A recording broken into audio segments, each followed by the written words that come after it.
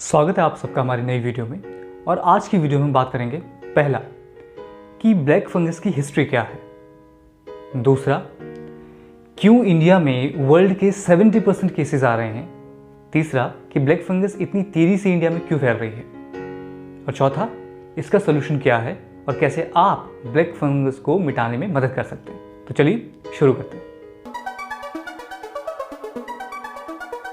तो पहले तो हम आपको ये बता दें कि इतनी लेट वीडियो बनी क्यों।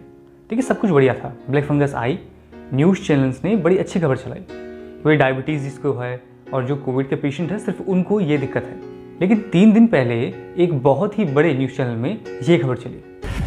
हरियाणा में ब्लैक फंगस के शिकार 110 मरीज ऐसे हैं जिन्हें स्टेरॉयड की डोज नहीं दी गई, 64 मरीज ऐसे हैं जो कोरोना पीड़ित नहीं थे और 79 मरीज ऐसे हैं जिन्हें डायबिटीज़ नहीं है।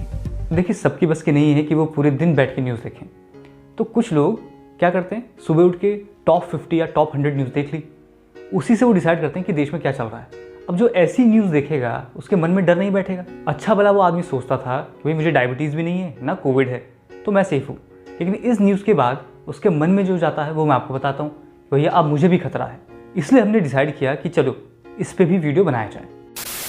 तो पहले तो बात करते हैं ब्लैक फंगस की हिस्ट्री की। देखिए, पहली बार 1885 में ये फंगस डिस्कवर की गई। एक जर्मन डॉक्टर थे, डॉक्टर फ्रेडरिच, उन्होंने इस चीज़ को पहली बार डिस्कवर किया। तो जितना कॉन्ट्रोवर्शियल और जितना रहस्यमय आज कोविड है, उस समय ये हुआ करता था। और इस बीमारी को डिकोड करने में इतने साल लग गए कि 1885 में जो चीज़ डिस्कवर हुई थी, 1975 के आसपास जाके उसका इंजेक्शन या कह लीजिए उसकी वैक्सीन बनी। हम आपको ये भी बताते हैं कि क्यों अमेरिका में ही इसकी वैक्सीन बनी। तो देखिए, हुआ कुछ ऐसा कि जब इंडस्ट्रियल रेवोल्यूशन आया, जब वहाँ के लोग काफ़ी अमीर हुए तो खान पान बिगड़ा, तो सबसे ज़्यादा डायबिटीज़ के केसेस पहले अमेरिका में ही थे। और डायबिटीज़ एक की इंग्रेडिएंट है इस बीमारी के लिए। वो पूरी तरीके से रिस्पॉन्सिबल नहीं है, वो आप आगे समझ जाएंगे, लेकिन जैसे जैसे वहाँ ग्राफ बढ़ा डायबिटीज़ का, वैसे वैसे ब्लैक फंगस के मामले भी बहुत बड़े।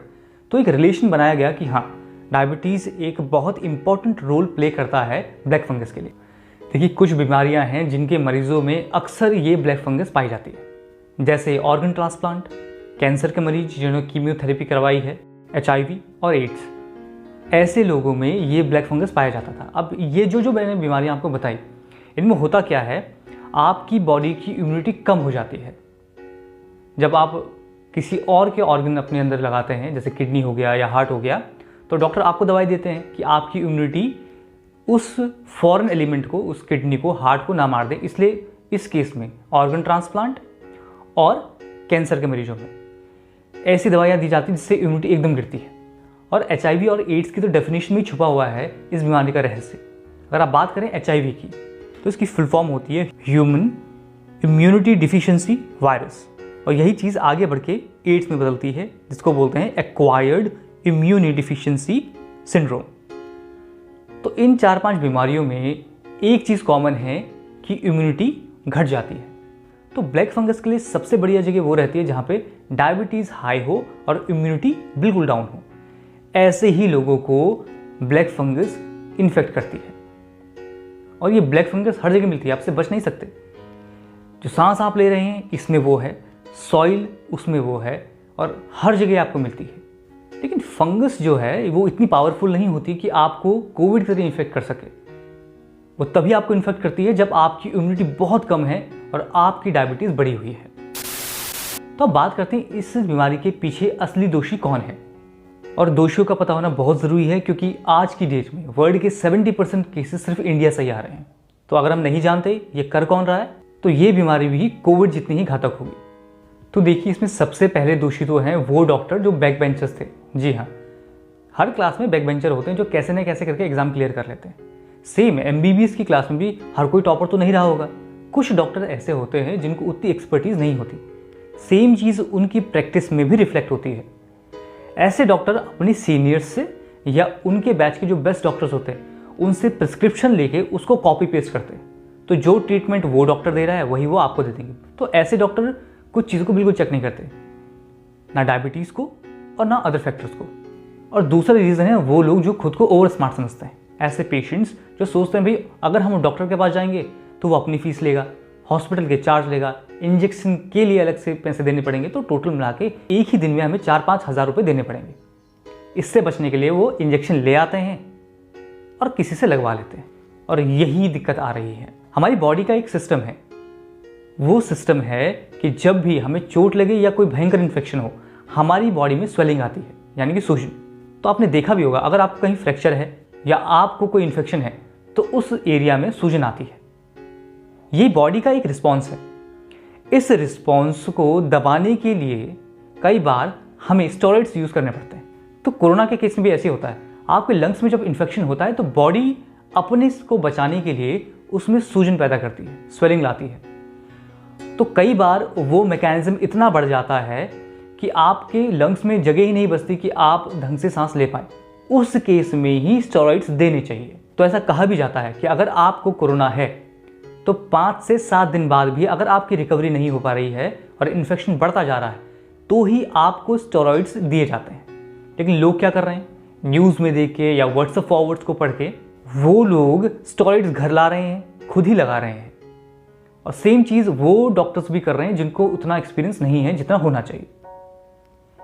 अब जब भी स्टेरॉइड्स दिए जाते हैं, इससे 2 बातें होती हैं। पहला, आपका इम्यून सिस्टम बहुत ही डाउन चले जाता है। दूसरा, डायबिटीज़ एकदम से बढ़ती है। और यही 2 चीज़ें ब्लैक फंगस को चाहिए। आपकी इम्यूनिटी बहुत कम हो और आपका ब्लड शुगर बहुत हाई हो। तो गलत तरीके से स्टेरॉइड्स को यूज़ करना, प्रिस्क्राइब करना, यही सबसे बड़ी वजह बनी भारत में 70% से ज़्यादा केसेस आने की। तो ब्लैक फंगस ऐसे नहीं फैला, ये हमारी ही गलती थी। तो भैया इसका सोल्यूशन क्या है? सोल्यूशन बहुत सिंपल है। तो गवर्नमेंट एक सिंपल सा काम कर सकती है। आज से जब भी किसी कोरोना पेशेंट को इमरजेंसी के तौर पे स्टेरॉइड्स दिए जाए तो ये कंपलसरी कर दिया जाए कि उसका ब्लड शुगर लेवल मॉनिटर किया जाएगा। साथ ही साथ उसकी इम्यूनिटी को कॉम्प्रोमाइज़ करने के लिए कुछ ड्रग्स होती हैं वो दी जाएं। तो ये बैलेंस का खेल है। अगर ये चीज़ का बैलेंस डॉक्टर बना के चले कि इम्यूनिटी जितनी गिर रही है और जिस हिसाब से शुगर बढ़ रहा है उसके हिसाब से ट्रीटमेंट किया जाए तो ब्लैक फंगस के केसेस नहीं आ सकते। और आप क्या कर सकते हैं, वो पेशेंट जो ओवर स्मार्ट हैं उन तक ये वीडियो पहुंचाएं। जो भी सोशल मीडिया हैंडल आप यूज़ करते हैं उन सब में इस वीडियो को शेयर करें, ताकि उन ओवर स्मार्ट लोगों को पता चले कि अगर वो बिना मॉनिटरिंग के स्टेरॉइड्स लेंगे तो जो स्पाइक उनके शुगर में आएगा और जैसे उनकी इम्यूनिटी गिरेगी उसको संभालने के लिए उनके पास कोई नहीं होगा। तो अगर इन 2 बातों का ध्यान रखा जाए तो कोविड को तो पता नहीं, ये तो लंबा चलेगा, लेकिन ये बीमारी ज़रूर 2 से 3 हफ्ते में हमारे देश से गायब हो सकती है। तो अगर आप समझ पाए हैं कि ब्लैक फंगस हो क्यों रही है और उसका सोल्यूशन क्या है, तो ये अब आपकी जिम्मेदारी है कि आप भी लोगों के साथ इस मैसेज को शेयर करें।